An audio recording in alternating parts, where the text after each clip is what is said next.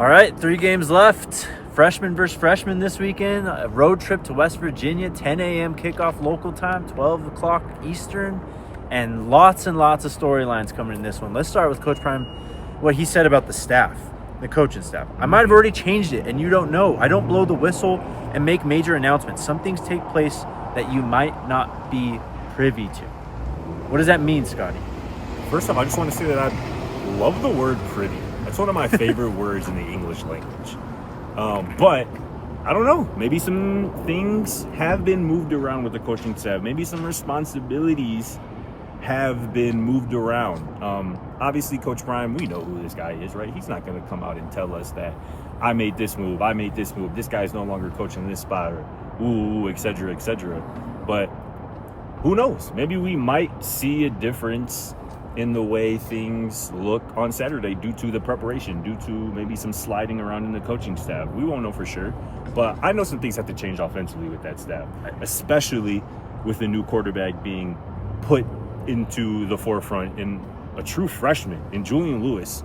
You have to make sure that this man is prepared as possible, has all the answers that he can possibly be given to the test that is West Virginia's defense on Saturday on the road, and will probably be a raucous environment for a team that had a big win on the road last week against a top 25 team. So we'll see potentially if there were some staff changes like Coach Prime alluded to, but it's all about Julian Lewis and making sure he is put in the best position to succeed.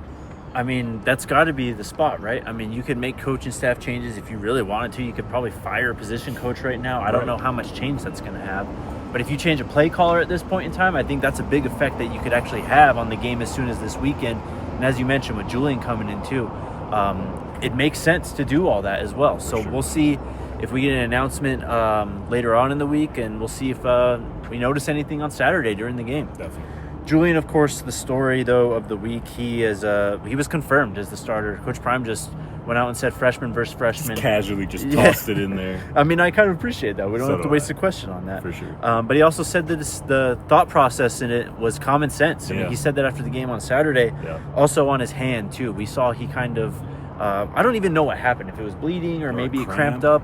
But he said he's good. He's throwing the heck out of the football. Yeah. Coach Prime sounds really confident in what Julian can bring to the table, and I'm sure he is just because of what he's seen all year at practice. But we saw it in the game. I mean, you're finally completing passes downfield. Like, this could be a new type of team that you see on Saturday because of Julian. No doubt about it, man. I'm so excited for it. And one thing that Coach Prime said about Julian Lewis that impressed him last weekend during the game against Arizona was how he was talking through things on the sideline, with his teammates. We saw the clip, I think, on Well-Off Media of, Juju talking to JoJo, giving him some slight adjustments on the route or whatever.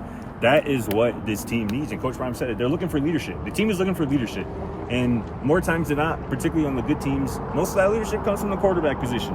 And if Julian, even as a young guy, can prove that he is willing and able to step into that leadership void, which is straight up what it is on this team, honestly, even if he doesn't perform up to standard on the field, that leadership part can probably rise some of the guys around him up some more as well. So I'm really excited for him, man. We know he can spin it.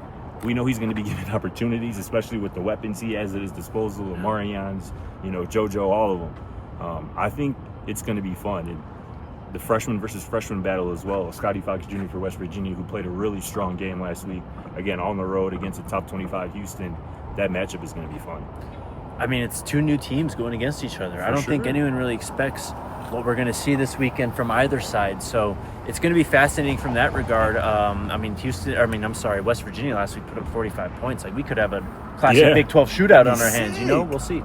Last thing we'll address today, recruiting. And also, Coach Prime kind of touched on this in his address to Buff Nation. He was asked, what would you tell the fans, after another, or I guess just a really rough year to this point, obviously 3-6. And he said, we got a lot of things moving behind the curtain right now, recruiting being one of those.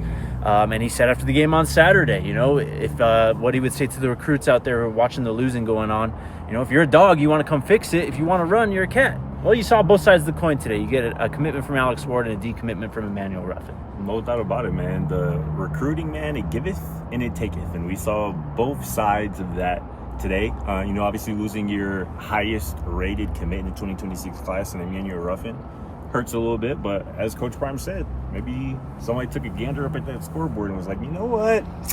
I don't think I'm trying to do that. But on the other hand, Alex Ward saw the scoreboard and wanted to be a part of the change. His older brother is already committed to Colorado in the 2026 class, Christian Ward, and now Alex Ward is in the fold as a top 10 athlete in the 2027 class. Two ways.